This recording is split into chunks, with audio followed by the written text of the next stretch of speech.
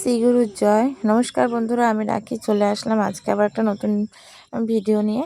তো সকালবেলা কাজকর্ম সেরে ছোট মেয়েকে নিয়ে স্কুল দিয়ে আসতে যাচ্ছে। আর স্কুলটা বেশি দূর না আমাদের বাড়ি থেকে, একটুখানি মানে ভিতর দিকে।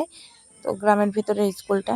তো ওকে দিয়ে আসতে গেছে, বড় মেয়ে চলে গেছে স্কুলে। আর এই দেখো আসার সময় চারিদিকে গ্রামটা দেখাচ্ছে তোমাদের, যে বেগুন গাছ লাগিয়েছে সেই রাস্তার ধারে। তারপরে গত দিন বাজার করেছিলাম, সে বাজারগুলো নামানো হয়নি, তো আমি সকালবেলা বাজারগুলো নামিয়ে নিচ্ছি। আর এখানে দেখো, এখানে অনেক রকমের সবজি নিয়েছিলাম। আলু নিয়েছি, পেঁয়াজ, কাঁচা লঙ্কা, টমেটো, গাঁটি কচু, চাল কুমড়ো, শসা, ভেন্ডি, তো অনেক রকমের সবজি নিয়েছিলাম। গাজর নিয়েছিলাম, তো অনেক রকমের সবজি নিয়েছিলাম। তো এই যে সবজিটা দেখছো না, আমার এক সপ্তাহ বাজার। দেখো কুমড়ো নিয়েছিলাম, মিষ্টি আলু নিয়েছিলাম, তো অনেকগুলোই সবজি নিয়েছি। এই সবজিগুলো দিয়ে আমি এক সপ্তাহ চালাবো। যে সোমবার দিন বাজার করেছি, আর এই সোমবারে যাগুলো বাজার করেছি এগুলো দিয়ে আমি আবার সেই সোমবার আসবে, আমি সেদিন হাটের থেকে আবার বাজার করবো। এখানে আমার বাড়ির সামনে হাট বসে সোমবার করে। তো ওখান থেকে আমি সবজিটা কিনে নিই। আর এই হাটের দিন জানো তো, যাই লাগুক সোমবার দিন যদি না কিনে রাখি না, তাহলে আমার ধরো এমনি বাজার ঘাটে যাই, কিন্তু বাজারটা করার জন্য যাওয়া হয় না।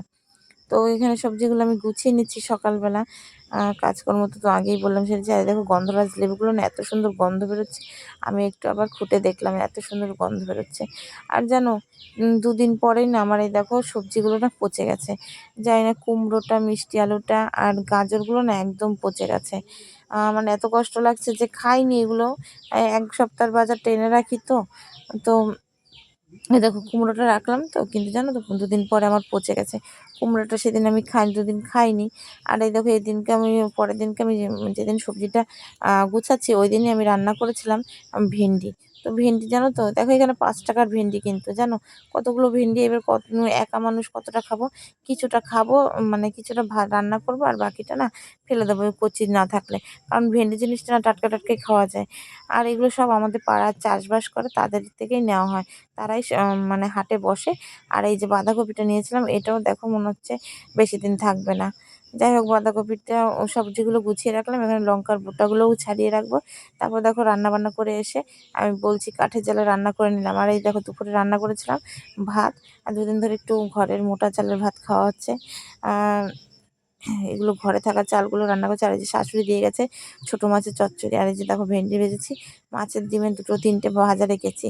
আর এইখানে না বরবটিটাকে আমি বেটেছিলাম, মানে পুরো বাটিনি মিহি করে, ওইভাবে করেই খাবো দেখে।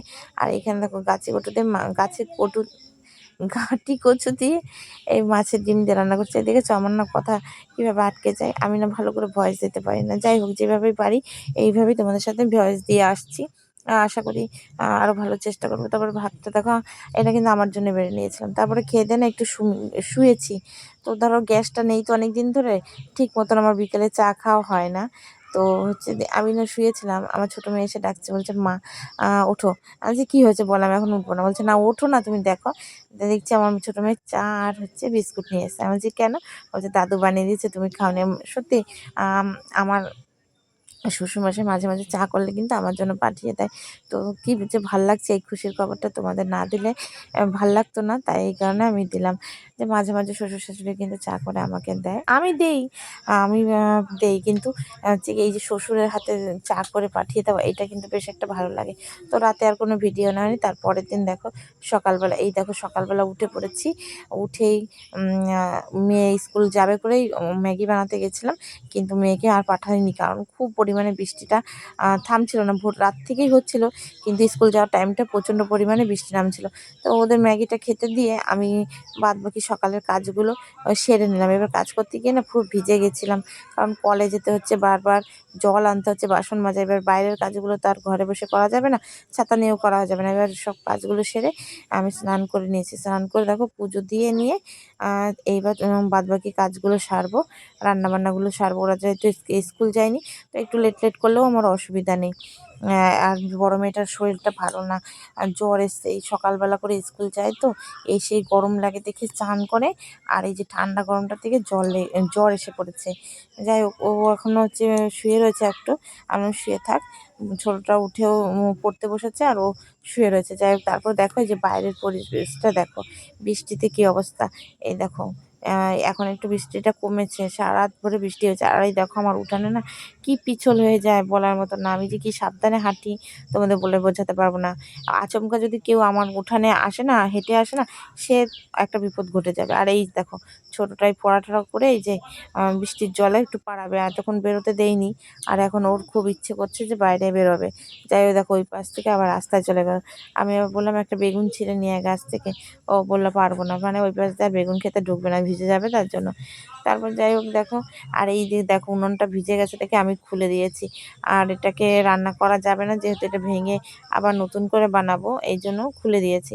জল নাহলে পাস হচ্ছিল না, এখানে জমে থাকছিল ওই প্লাস্টিকের উপরে। আর কেমন মাটিগুলো মানে কেঁচোতে খুব নষ্ট করে দিচ্ছিল, এই জন্য এটা খুলে দিয়েছি। কদিন ধরে না এত পরিমাণে বৃষ্টি হচ্ছে না, কিছুই ভালো লাগছে না, এত পরিমাণে বৃষ্টি হচ্ছে। দুদিন পরে জামাই ষষ্ঠী, আর দেখো বৃষ্টি থামছে না। লোকজন, যাই হোক, জামাই না আসলো, আমার ননদ জামাই না আসলেও হয়তো বিকেলের দিকে এক পাক আসবে, কারণ তার মেয়ে জামাই আসবে দেখে। আসবে না, এই যে ননদ আসবে না, হয়তো ননদের জামাই বিকেলের দিকে এক পাক আসতে পারে। আর এই দেখো বাসন টাসন মেজে না সব ওই যে গ্যাসের উপর দিয়ে আমি রেখে গেছিলাম, এগুলো আর গুছানো নেই। এবার এগুলোকে গুছিয়ে নেব। কদিন ধরে ঠিক মতন তো গ্যাসে রান্না করিনি, তো গ্যাসের উপরে সব কিছু রাখা ছিল। তো আজকে দেখো আমি একটু গ্যাসটা পরিষ্কার করে নিয়ে এখানে রান্না করব। তারপর দেখছি জলটা ঢালা হয়নি, জলটা দিয়ে গেছে দুদিন ধরে, কিন্তু ঢালা হয়নি। আর এই জল তোলাটা খুব সমস্যা হয়ে যায়। তো এবার আমি আবার জল তুলছি, ও ছোটোটা ওর বাবা ফোন করেছিল, ফোনটা হাতে ছিল, ও আবার দেখলাম ছোট্ট একটু ভিডিও করেছে। তারপরে দেখো এই যে আমার ছোট মেয়ে জানো চুল বেঁধে দিয়েছে দিনে কতবার, তবু হচ্ছে না চুল বাঁধা রাখবেই না কিছুতে। এই দেখো এই চুলটা আমি তো সকালবেলা বেঁধে দিলাম, আধ ঘন্টা পরে দেখবো চুল খুলে ফেলেছে। ও চুল বাঁধা রাখতেই চায় না, কতবার যে আমি দিনে সারাদিনে ওর চুল বেঁধে দিই। স্কুলে যাওয়ার সময় চুল বেঁধে দেবো, আসার সময় দেখবো খুলে ফেলেছে। ওর যেন চুল বেঁধে রাখতে ইচ্ছে করে না।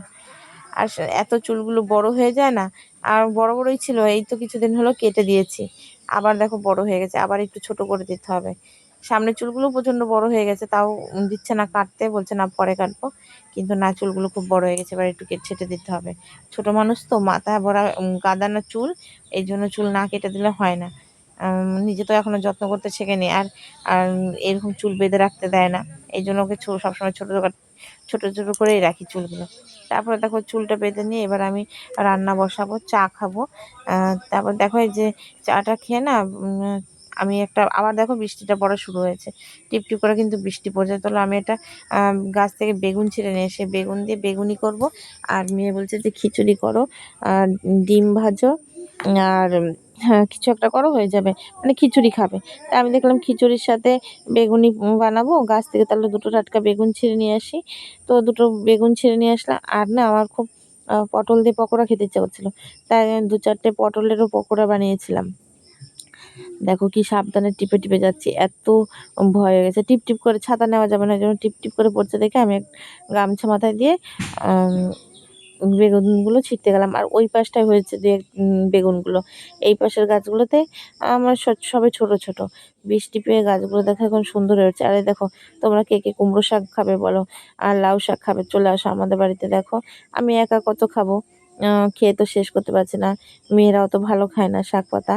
আমি আমার রান্না বান্না প্রতিদিন আমার শাক থাকবে, শাক না থাকলে আমার খাওয়াটা ঠিক জমে না। এই কারণে ধরো আমি শাকটা বেশি খাই দেখে আমি টুকটাক লাগাই। আর এখনো দেখো দুটো সিম গাছও এখন আমি লাগাতে পারলাম না এখনো, কিন্তু সিম আসার সময় হয়ে আসছে। যাই হোক, এর মধ্যে সিম গাছ কয়েকটা অন্য অন্য গাছগুলো লাগিয়ে দিতে হবে।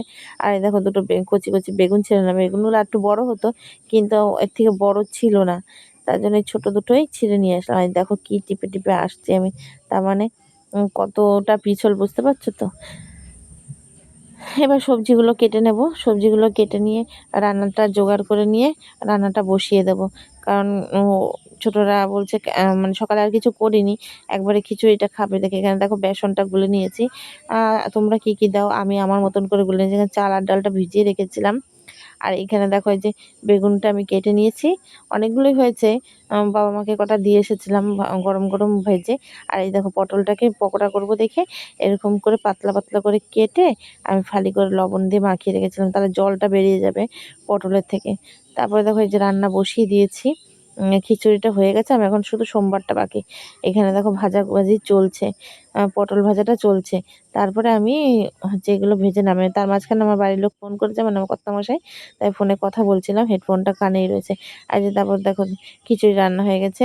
আর এই যে দেখো পকোড়া আর বেগুনি কমপ্লিট, আর ছিল পাঁপড় ভাজা।